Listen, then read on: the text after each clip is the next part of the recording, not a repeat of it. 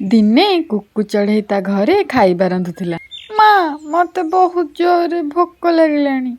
ଆଉ କିଛି ସମୟ ରହ ରିଙ୍କୁ, ଆଜି ମୁଁ ତୋ ପାଇଁ ଆଳୁ ପରଟା ବନେଇଛି। ୱାଓ ମମି, ଆଳୁ ପରଟା ତ ମୋର ଫେଭରେଟ୍। ଇଏ ନେ ରିଙ୍କୁ, ଆଳୁ ପରଟା ଖାଇଦେ। କୁକୁର ସ୍ୱାମୀ ମିଟୁ ରାଜାଙ୍କ ପାଖରେ ସିପାହୀ କାମ କରୁଥିଲା। କୁକୁର ପରିବାର ବହୁତ ଗରିବ ଥିଲା। ମା, ଶୀତ ଦିନ ଆସିଗଲାଣି। ମୋର ସବୁ ସାଙ୍ଗମାନେ ସ୍କୁଲ ଆସିଲା ବେଳେ ସ୍ୱେଟର ପିନ୍ଧିକି ଆସୁଛନ୍ତି। କେବଳ ମୁଁ ହିଁ ଯେ ଯାହା ପାଖରେ ସ୍ୱେଟର ନାହିଁ। ରାତିରେ ବି ମୋତେ ବହୁତ ଶୀତ ଲାଗୁଛି। ମା, ତମେ ବଜାର ଯାଇ ମୋ ପାଇଁ ଗୋଟେ ନୂଆ ସ୍ୱେଟର ଆଣିବ ନା? ଆରେ ରିଙ୍କୁ, ତୋ ପାଖରେ ଆଗରୁ ଯୋଉ ସ୍ୱେଟରଟା ଥିଲା ସେଇଟା କୁଆଡ଼େ ଗଲା କି?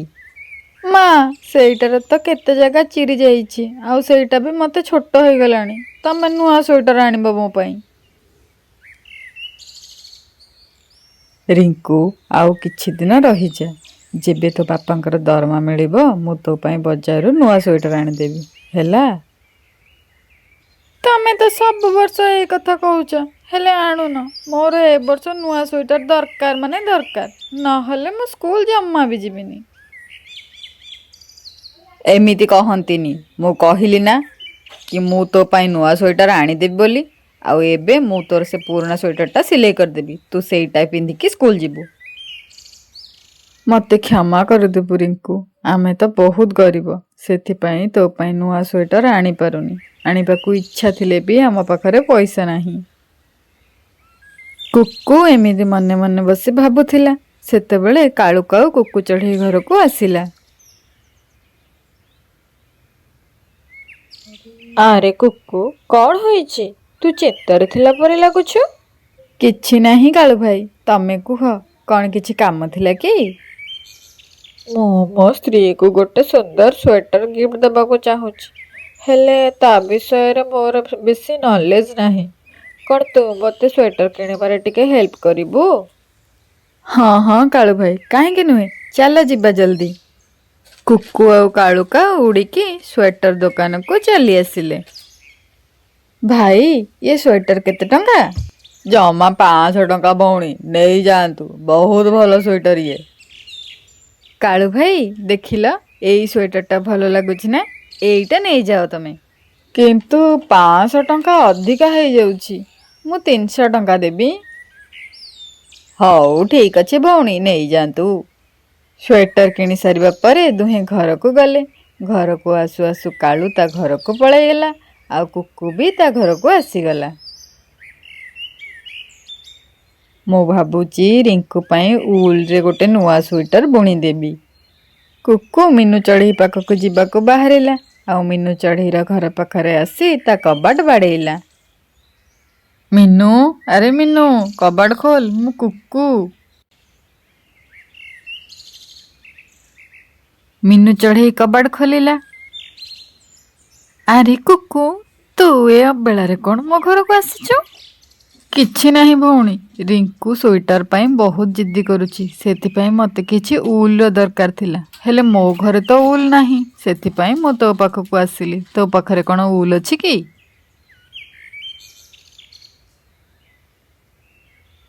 ସରି କୁକୁ, ମୋ ପାଖରେ ବି ଉଲ ନାହିଁ। ହେଲେ ତୁ ଗୋଟେ କାମ କର, ତୁ ସେ ରାନୁ ମାଉସୀ ପାଖକୁ ଯା। ତାଙ୍କ ପାଖରେ ତ ସବୁବେଳେ ଉଲ ରହିଥାଏ। ଠିକ୍ ଅଛି, ତାହେଲେ ମୁଁ ଯାଉଛି। କୁକୁ ରାନୁ ମାଉସୀ ପାଖକୁ ଯିବାକୁ ବାହାରିଲା। କୁକୁ ରାନୁ ମାଉସୀ ଘର ବାହାରେ ପହଞ୍ଚିଗଲା, ଆଉ ଘରର କବାଟ ବାଡ଼େଇବାକୁ ଲାଗିଲା। ରାନୁ ମାଉସୀ ଘରର କବାଟ ଖୋଲି ବାହାରକୁ ଆସିଲା। ଆରେ କୁକୁ, ତୁ କଣ ଏଠି? କିଛି କାମ ଥିଲା କି? ଆ ଭିତରକୁ ଆ। କେମିତି ଅଛ ରାନୁ ମାଉସୀ? ତମ ଦେହ ଭଲ ଅଛି ତ?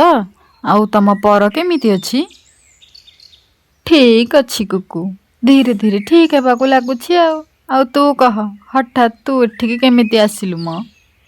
କିଛି ନାହିଁ ମାଉସୀ, ଶୀତ ଦିନ ଆସିଗଲାଣି ନା, ତ ମୁଁ ରିଙ୍କୁ ପାଇଁ ଗୋଟେ ନୂଆ ସ୍ୱେଟର ବୁଣିବା ପାଇଁ ଚାହୁଁଛି।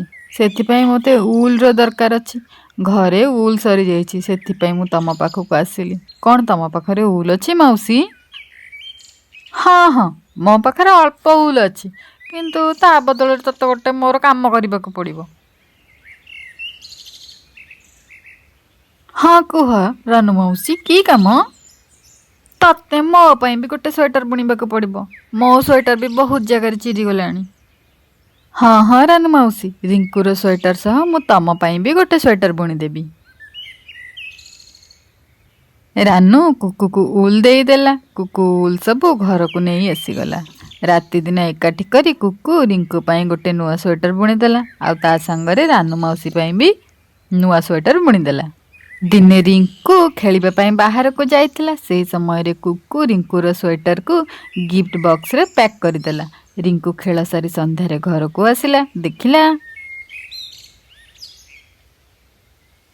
ରିଙ୍କୁ ସେ ବକ୍ସକୁ ଖୋଲିକି ଜମା ଦେଖିବୁନୁ, ସେଇଟା ତୋ ପାଇଁ ନୁହେଁ।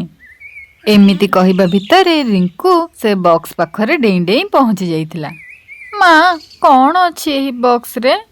ମୁଁ କହିଲି ନା ରିଙ୍କୁ, ଇଏ ବକ୍ସ ତୋ ପାଇଁ ନୁହେଁ ବୋଲି। କୁହ ନା ମା, ଏଥିରେ କ'ଣ ଅଛି? ମା ପ୍ଲିଜ୍, ମୁଁ ୟାକୁ ଟିକେ ଖୋଲିକି ଦେଖିପାରିବି? କେତେ ଜିଦ୍ଦି କରୁଛୁ ରେ ତୁ, ଇଏ ତ ତୋ ପାଇଁ। ରିଙ୍କୁ ଜଲ୍ଦି ବକ୍ସ ଖୋଲି ଦେଖିଲା।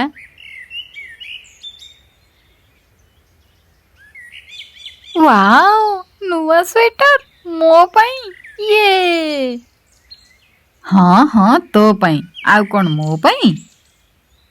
ମା, ତମେ କେତେ ଭଲ, ମୋ ବେଷ୍ଟ ମା। ମୁଁ ଏବେ ମୋ ସବୁ ସାଙ୍ଗମାନଙ୍କୁ ୟାକୁ ଦେଖେଇଦେବି। ଦେ ମୋତେ, ମୁଁ ତତେ ଏଇଟା ପିନ୍ଧେଇ ଦଉଛି। ରିଙ୍କୁ ସ୍ୱେଟରଟାକୁ ପିନ୍ଧିଦେଲା। ମୋ ଛୁଆକୁ କାହାର ନଜର ନ ଲାଗୁ। ମମି, ମୁଁ ଏ ସ୍ୱେଟର ମୋ ସାଙ୍ଗମାନଙ୍କୁ ନେଇ ଟିକେ ଦେଖି ଆସିବି। ହଁ ଯା, କିନ୍ତୁ ଜଲ୍ଦି ଘରକୁ ଚାଲି ଆସିବୁ। ଠିକ୍ ଅଛି ମା। ରିଙ୍କୁ ତ ଏବେ ବାହାରକୁ ଯାଇଛି। ତା ଭିତରେ ମୁଁ ରାନୁ ମାଉସୀଙ୍କ ପାଖକୁ ଯାଇକି ଚାଲି ଆସିବି। ତାଙ୍କୁ ତାଙ୍କ ନୂଆ ସ୍ୱେଟରଟା ଦବାର ଅଛି ନା। କୁକୁ ରାନୁ ମାଉସୀ ପାଖକୁ ଚାଲି ଆସିଲା, ଆଉ ତାଙ୍କ ସ୍ୱେଟର ଦେଇଦେଲା। ଆରେ କୁକୁ, ତୁ ତ ବହୁତ ସୁନ୍ଦର ସ୍ୱେଟର ବୁଣିଛୁ। ତୋର ବହୁତ ବହୁତ ଧନ୍ୟବାଦ। ଏଇ କଥା ପୁରା ଜଙ୍ଗଲରେ ବ୍ୟାପିଗଲା କି କୁକୁ ଉଲରେ ବହୁତ ସୁନ୍ଦର ସୁନ୍ଦର ସ୍ୱେଟର ବୁଣୁଛି। ଜଙ୍ଗଲର ସବୁ ପକ୍ଷୀ କୁକୁକୁ ଉଲ ଆଣି ଦେଉଥିଲେ, ଆଉ କୁକୁ ତାଙ୍କୁ ସ୍ୱେଟର ବୁଣିକି ଦେଉଥିଲା। ଏମିତି କାମ କରି କୁକୁ ନିଜେ ରୋଜଗାରକ୍ଷମ ହେଲା। ଫଳରେ ସେ ବି ଧନୀ ହେବାକୁ ଲାଗିଲା। ଗୋଟେ ଦିନ ରାତିରେ ନୀଳ ସାପ କୁକୁ ଘରକୁ ଆସିଲା। କୁକୁ ତାକୁ ଦେଖି ଡରିଗଲା। ସେତେବେଳେ ନୀଳ ସାପ କୁକୁକୁ କହିଲା, କୁକୁ ଡର ନା, ମୁଁ ତୋର କିଛି କ୍ଷତି କରିବିନି। ମୁଁ ଶୁଣିଲି ତୁ ଭଲ ସ୍ୱେଟର ବୁଣୁଛୁ ବୋଲି। ତୁ କ'ଣ ମୋ ପାଇଁ ଗୋଟେ ସ୍ୱେଟର ବୁଣିଦେବୁ? ମୋତେ ମାଟିରେ ବହୁତ ଶୀତ ଲାଗୁଛି। ହଁ ହଁ, ମୁଁ ତମ ପାଇଁ ନିଶ୍ଚୟ ସ୍ୱେଟର ବନେଇଦେବି। କିନ୍ତୁ ତମକୁ ମୋର ଗୋଟେ କଥା ମାନିବାକୁ ହେବ କି ତମେ ଜଙ୍ଗଲରେ କାହାର ବି କିଛି କ୍ଷତି କରିବନି। ଠିକ୍ ଅଛି କୁକୁ। କୁକୁ ଶୀଘ୍ର ସ୍ୱେଟର ବୁଣିକି ଦେଇଦେଲା। ନୀଳ ସାପ କୁକୁକୁ ଧନ୍ୟବାଦ ଜଣାଇଲା, ଆଉ ସ୍ୱେଟର ପିନ୍ଧି ସେଠାରୁ ଚାଲିଗଲା। ଏହିପରି ସବୁ ପକ୍ଷୀ କୁକୁଠାରୁ ସ୍ୱେଟର କିଣିବାକୁ ଲାଗିଲେ। ଆଉ ଧୀରେ ଧୀରେ କୁକୁ ନିଜର ଗୋଟେ ସ୍ୱେଟର ଦୋକାନ ଖୋଲିଦେଲା, ଆଉ ଖୁସିରେ ନିଜ ପରିବାର ସହ ଜୀବନ କାଟିଲା। ଭିଡ଼ିଓକୁ ଲାଇକ୍ କର ଆଉ ସେୟାର କର।